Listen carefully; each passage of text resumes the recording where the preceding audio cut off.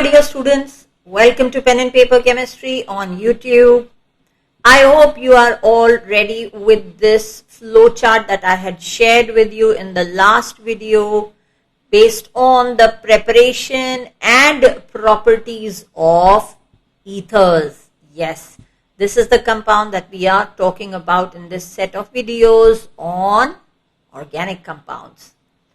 Let's start with the preparation of ethers. Now when we talk about the preparation of ethers, as you can see on the flow chart. Now I would advise you to keep your flow chart handy on the left hand side of your table or writing pad wherever you are sitting down to attend this lesson so that you can refer to it. And that's exactly what I'm going to do. Now when we talk about the preparation of ethers, there are three methods for the preparation of ethers, actually four. Four. Okay, let's see the flow chart. It's actually the first method is dehydration of alcohols. The second is nucleophilic substitution in the case of haloalkanes. Now, we first start with the preparation of ethers from alcohols. So this can be done by using a catalyst, for example, alumina, at 473 Kelvin, in which case it is known as catalytic dehydration. Now, why is this method dehydration? If you think logically, ROH, this is alcohol molecule. You bring about its dehydration either by a catalyst or by using dehydrating agent, for example, glacial phosphoric acid or concentrated sulfuric acid at 413 Kelvin. And don't forget the excess of alcohol, because if you notice over here, for dehydration you are using 2 molecules of alcohol. So when these 2 molecules, they will lose water, I'll get ROR plus H2O. So basically we are using a dehydrating agent in order to bring about this reaction. Also, something to remember, when you bring about this reaction of alcohols with concentrated H2SO4, you increase the temperature to 443 Kelvin, which is approximately 170 degrees Celsius. The product changes entirely and we get an alkene as the product, in which case it is an elimination reaction. So for example, C2H5OH, when treated with concentrated H2SO4 at a temperature of around 170 degrees Celsius, which is 443 Kelvin, you get here C2H4 plus water. That is why a single bonded compound is changing into an unsaturated one. That is why the name is elimination reaction. On the other hand, if I take alcohol, let's take again the example of C2H5OH, and we are using excess of alcohol with concentrated H2SO4 at a temperature of around 140 degrees Celsius, which is 413 Kelvin, as you can see we've listed here already. This gives us C2H5OC2H5, which is an ether. That means a dehydration. We can say that we are getting a substituted product over here. Remember the conditions of the reaction. Now we need to understand, now based on the products that we are forming here, we were able to break down the mechanism of this reaction. Always remember, mechanism is an explanation we give in order to understand what is the logic behind the formation of the products. And this is based on a number of observations, not just on the type of product form. There are spectroscopic studies as and many others in order to determine. So we also determine what kind of intermediates we observe during the course of the reaction. Now, based on these observations, we have given the mechanism of acid catalyzed dehydration of alcohols. Acid catalyzed. So if you see this reaction, acid is being used to bring about the dehydration of alcohol C2H5OH. It's losing water, right? So at the end of the reaction, we should technically get the entire acid back, right? That is why the term acid catalyzed dehydration of alcohols. In fact, the second reaction where ethanol converts to ethene is also a dehydration reaction only, right? So let's understand where and how the temperature plays a role in this reaction. Step 1. Now we remember from our study of alcohols that OH is not happy to leave the alkyl group. And how do we manage to move it out? We have to lure it with a chocolate. It doesn't want to leave the alkyl group. So what's the chocolate that we are using over here? It's the proton. And where is the proton coming from? Yes, of course, the acid. Now before I proceed further, make sure that you have your pen and notebook with you and you keep writing what we are studying over here. I keep reinforcing this fact that you need to write in order to get a command over this subject. If you think that you can understand only by watching videos, no boss, it's not going to happen. You need to write it in order to understand this topic properly. So we have the protonation of the alcohol. It's a fast process because the proton, the chocolate, is ready to call the OH towards itself. So the lone pair of electrons on the oxygen atom of alcohol, they attract the proton, and CH3, CH2O, and we have an H over here with the result the formal charge on the protonated alcohol. So this is my protonated alcohol to which a proton has been added, right? This forms my protonated alcohol with a positive charge on the oxygen now. So if you see over here, I have also written it so that you can note it down. OH is a poor leaving group, but protonation helps it to ease out. Now comes the interesting bit. We are going to talk about step 2 now. After the formation of the protonated alcohol, depending on the conditions of the reaction. We are talking about a temperature of 140 degrees Celsius, so you better concentrate on this part of the reaction. Now this protonated alcohol is approached by another alcohol molecule. Remember, we are taking an excess of ethanol in this, or excess of alcohol in this reaction. So it says, oh my God, look at the oxygen, it's carrying a positive charge and I have electrons. Why can't I be kind, right? But oxygen at the same time is very smart because oxygen is more electronegative than carbon. So it tries to pull the electrons of the bond, the carbon-oxygen bond, towards itself. Now that affection which oxygen, the lone pair of electrons, were having for this oxygen, is like, oh no, this is a mean fellow, he's taken away the electrons. So what does it do is it offers its lone pair of electrons to the carbon of the alkyl group. Basically it will be the carbon which is attached to the oxygen atom. So CH2, CH3, I have expanded it. So the electrons here are attracted towards the carbon because this carbon of mine is now going to get a positive charge. So what do we have? Let's go on to the next step. So we will have C2H5OH, right? This molecule of ethanol getting connected to CH2CH3. So why don't I expand this also and keep it as CH2CH3? See, we are also continuously improving ourselves.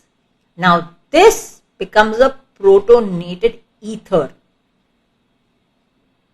Because if you see carefully, I've got an ether molecule over here with an extra proton on it, right? With the result, overall this molecule has a positive charge. But now this oxygen can't take in more electrons. It can't pull the electrons from here because if you see, it's already loaded now. It's got alkyl groups, 2 alkyl groups attached to it. Correct?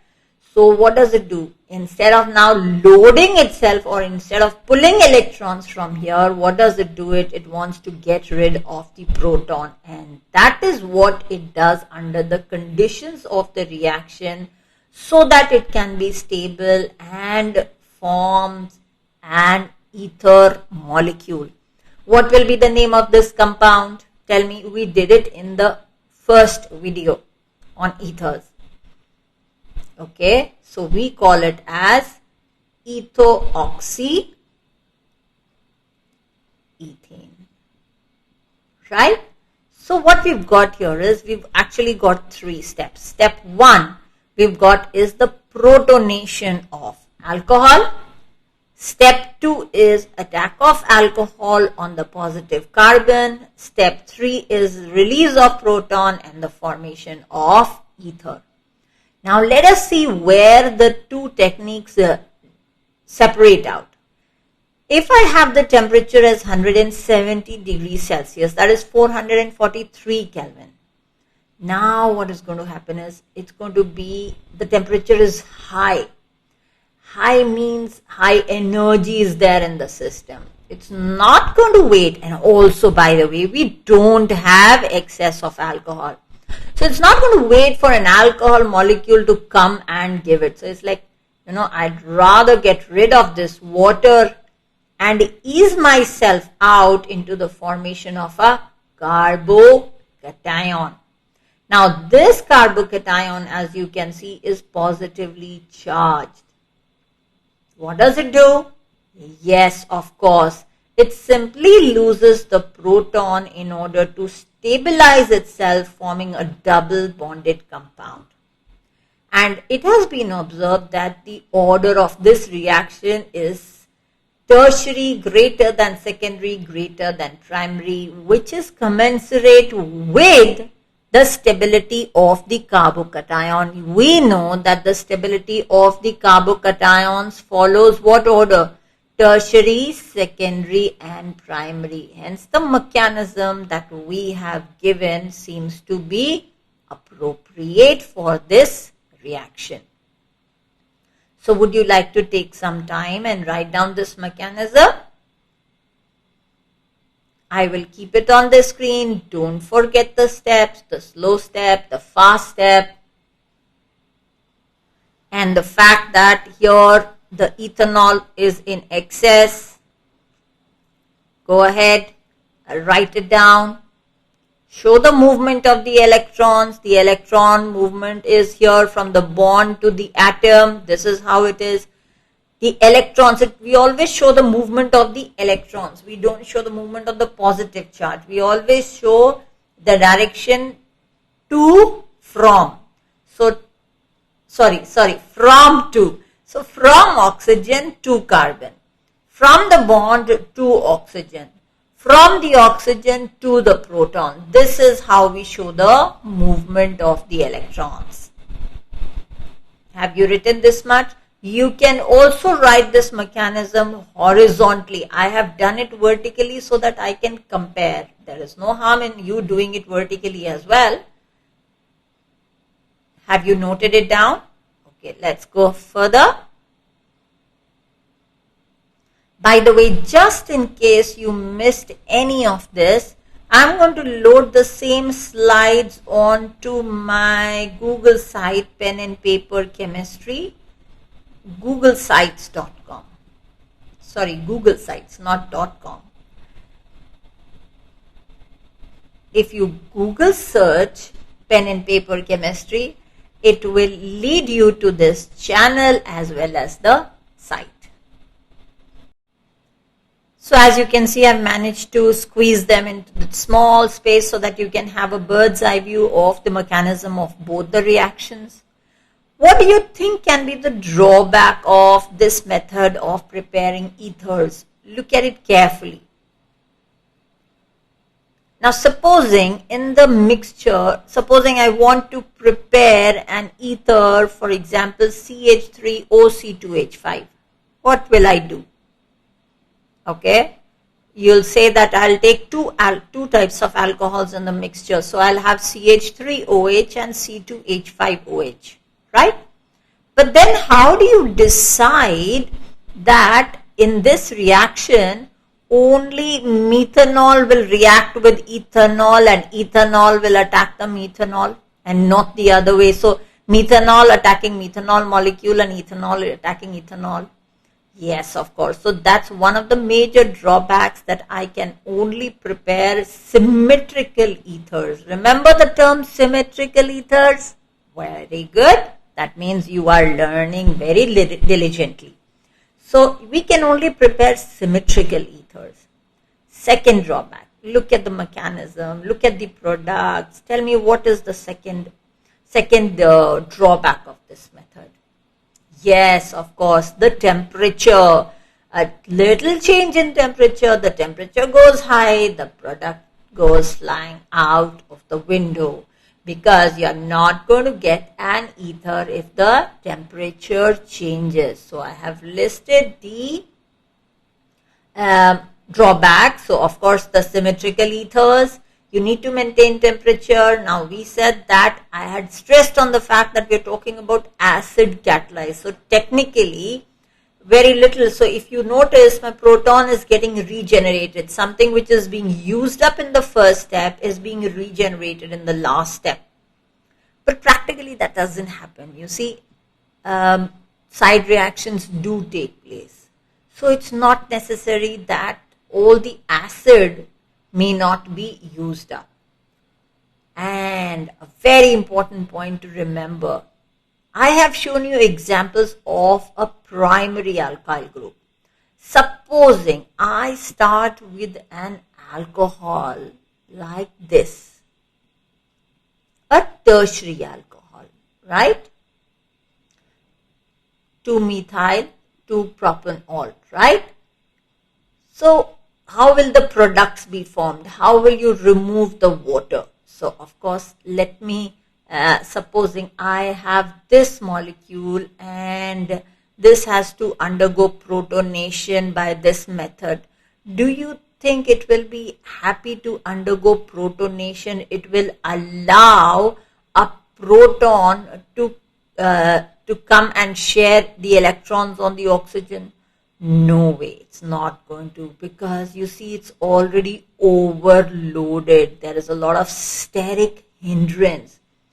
So what will it prefer otherwise? It will say, okay, if you want to share the electrons, you move out, and I'm not entertaining anybody because I am going to form a carbocation. And what type of carbocation am I going to form? Yes, I'm going to form a tertiary carbocation. And what did we do just now about the tertiary carbocations? Yes, they are very, very stable. So here my OH goes off. I have a positively charged carbon here, and that positively charged carbon makes it a tertiary carbocation, very stable. So you see, I just moved out my cation from the left hand side of the mechanism to the right hand side of the mechanism. because it's not going to give us an ether at all. It is going to get converted into an alkene, CH3, C double bond CH2, CH3.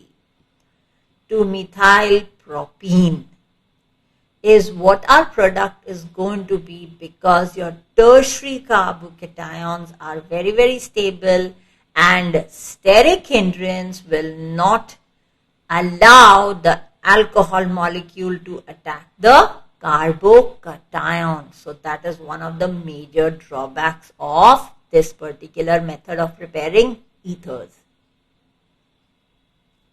I'm waiting for you to write it down, the points.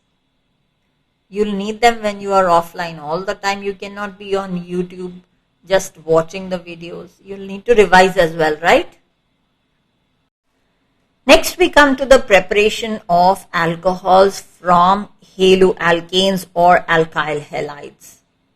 You remember we did haloalkane earlier also, but we also spoke about reaction with moist silver oxide. Okay, so now try writing the reaction of alkyl halide or haloalkane with moist silver oxide and dry silver oxide. Let me see how many of you can recall what we've done in the topic of dash, dash, dash, dash, dash, dash.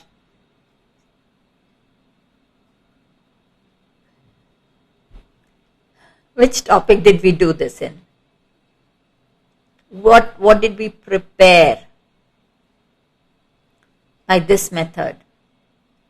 Yes, with moist silver oxide, we were getting alcohols ROH plus AgX, right? What about dry silver oxide?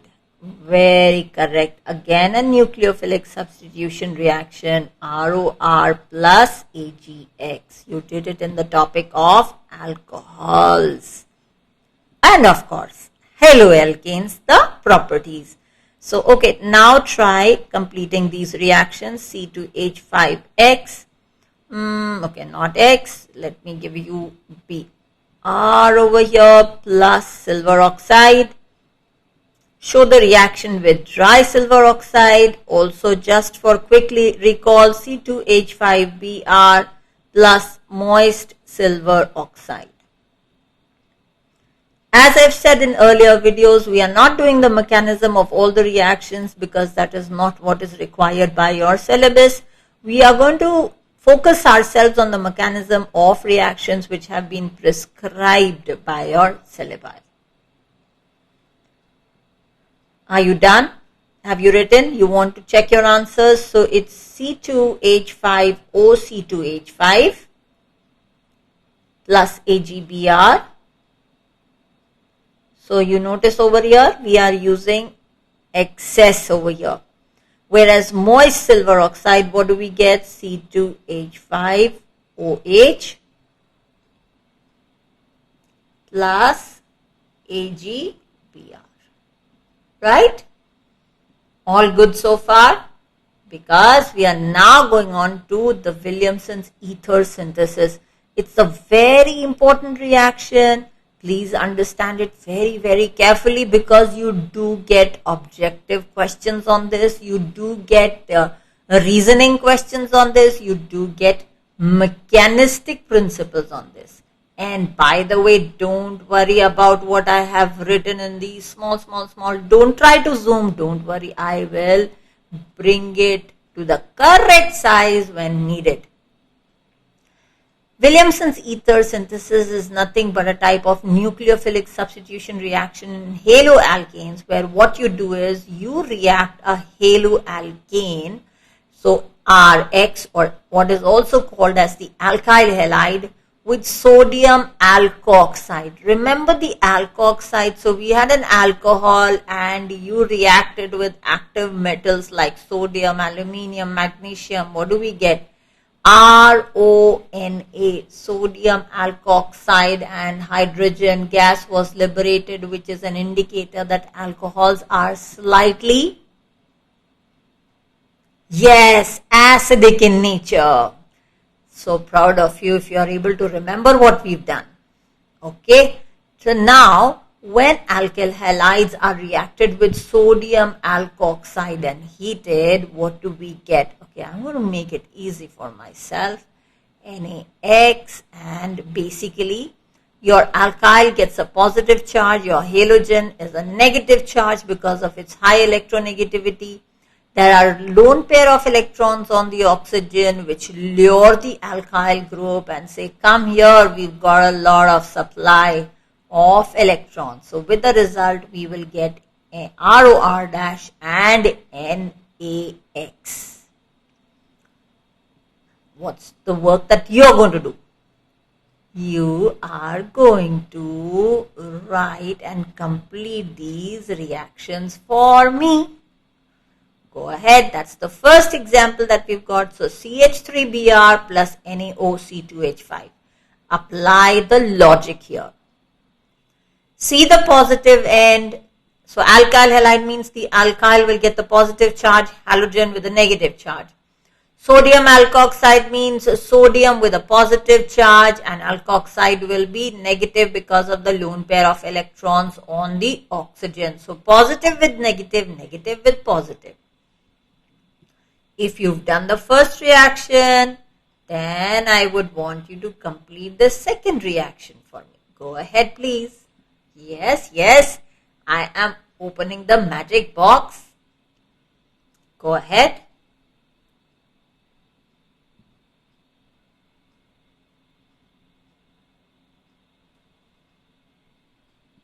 I'm waiting for you to complete the reactions, please. You want to check your answers? Okay, let's go ahead. So we will have your positive, negative, and we've got a plus, a minus. So we go ahead and we will get CH3OC2H5. Look at the product. Is it symmetrical or unsymmetrical?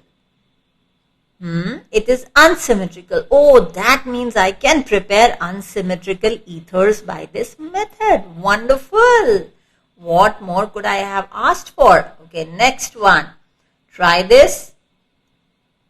Again, positive, negative, and we will have positive and negative. What do we form here? CH3O, CH3, CH3, CH3. Try naming this product. Give the IUPAC name. How are you going to name it as? Yes, I'm going to number it as 1, 2, 3. So it will be 2-methoxy, 2-methyl propane. 2-methoxy, 2-methyl propane. Remember, we practiced this in the IUPAC nomenclature as well. Okay, the product of the last reaction. So I've got a tertiary alkyl halide and sodium ethoxide. So that is how it should be, right? Positive and negative and positive and negative. No, this looks a bit odd because if you see, this carbon is already crowded. So do you think it will allow OC2H5 to jump in? Just recall, what did we do just now when we were doing mechanism? What happened when you had a tertiary alcohol? Oh yes, we remember, and that helps us to explain. That means in this case, there will be no substitution. Instead, the Br will have to go because it is showing sympathy towards sodium. So with the result, what we will have here is there will be elimination. So C double bond CH2, the CH3 and the CH3 remain in place. So it's removal of H positive also happening over here, and we will form the product C2H5OH plus, of course, RNaBr. Oh, we didn't think of that, right? Don't worry. I have been through it myself and I can understand the frustration at times. But it's okay. That's all part of our learning journey. We also never understood organic chemistry overnight. So relax. Don't be harsh on yourself. And you know what happens? When this tertiary alkyl halide takes the decision to form an alkene instead of an ether, who supports this decision? Yes, of course, the ethoxide ion. Look at it carefully, right? The alkoxide ion that we've got is rich in electrons. It's got these two pairs of electrons as the lone pair. Now, because it's got these electrons as the lone pair, yes, of course, it is nucleus loving. Yes, it's a very loving person, but it has affinity for the nucleus. So, hence, it's a nucleophile. At the same time, it will be a good proton acceptor, in which case it becomes a Bronsted base. Or it is a good electron donor, in which case the term that we use is a Lewis base. So it is going to behave as a base as well. So OR negative, what we call as the alkoxide ion, is nucleophilic as well as basic in nature.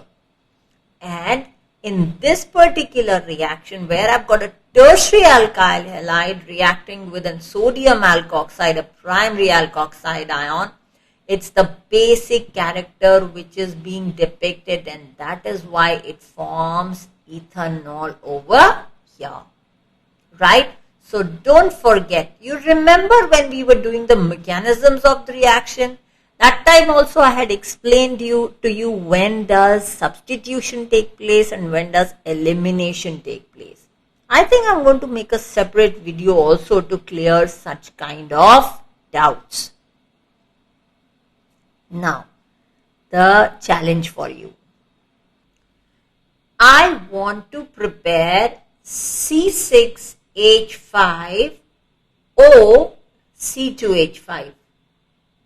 Okay. Now, which of the two reactions can I use, or can I use any of the two reactions? Is it either or is it that I can use any? I can use only one of them. Which of them can I use and why? This is the product that I want. Which of the two reactions will give me this product? Think about it, look at the reactants and then figure it out. So basically, we are all looking at the product. This is my target molecule. Think. So if I have an aromatic halide, this aromatic halide, do you think it will undergo replacement? So can it be like negative here and positive here and lone pair of electrons here, so positive and negative and then exchange? Or is it going to be negative, positive and negative? Think about it. I think I've given you some hint over there. Did I? I'm waiting for you to think about this reaction. Try it yourself. Think. It's okay. If you get it wrong also, it's fine. Yeah, I know you can recall something that you did like this in the class. You've read it in the other video. You may want to go to that video. It's okay. It's human nature. Okay. So the answer to this is the fourth reaction. Example number 4 will not be possible. Why? You remember we said that the aromatic halides, they tend to share their electrons with the benzene ring. Yes, correct. There was resonance and there was double bond formation. So do you think it will be willing to share its electrons here, or will it be ready to move out so that it can give place to OC2H5? Remember, the aromatic halides do not undergo nucleophilic substitution easily. Correct? That does not happen. So with the result, what will happen here is our product will be formed from the second reaction, the phenooxide ion. So sodium phenooxide is what we've taken, and the alkyl halide. So with the result, we will get ethyl phenyl ether plus NaBr. Okay, how many of you got it correct? No, I should ask the other way around. How many of you got it wrong, but now have corrected yourself and understood the concept? Give me a thumbs up. A thumbs up. Yes. Give me a thumbs up in the comment section if you did not understand it earlier, but now have understood the concept and you are happy with your learning, you are happy with yourself. I'm waiting to see how many thumbs up I get. So putting the Williamson's ether synthesis in a nutshell, we have, in order to prepare an ether, we take a primary or a secondary alkyl halide or a haloalkane and react it with a primary, secondary or tertiary sodium alkoxide. On the other hand, if we take a tertiary alkyl halide and react it with sodium alkoxide, we are going to get an alkene. Now, after learning the two reactions, tell me, aromatic halide plus sodium alkoxide, what will be the product? And sodium phenoxide plus aliphatic halide, what will be the product? Yes, correct. The first reaction, no. The second reaction will give me an aromatic ether. Right? So I will have a benzene ring O and R. R coming from the aliphatic halide. Okay, 3 practice equations. Tell me, what is the alkyl halide? If you have to prepare an ether using Williamson's ether synthesis, what will be the alkyl halide and what will be the sodium alkoxide that you are going to use to prepare the 3 compounds? 1, 2, 3. So you basically have to fill in the blanks here. I will put out the question marks and we will have your plus here. No, these are not 2 dashes. It's just 1 dash here.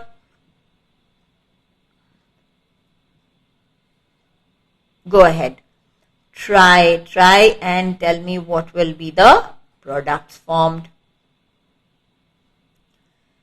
Once you've done this, take a short break, take 10 deep breaths, and then go on to the next video where we are going to discuss the properties. Oh, haloalkanes. No way, not haloalkanes. Properties of ethers is what we are going to do next. So stay connected because I'm going to give you the answers to these as well in the next video.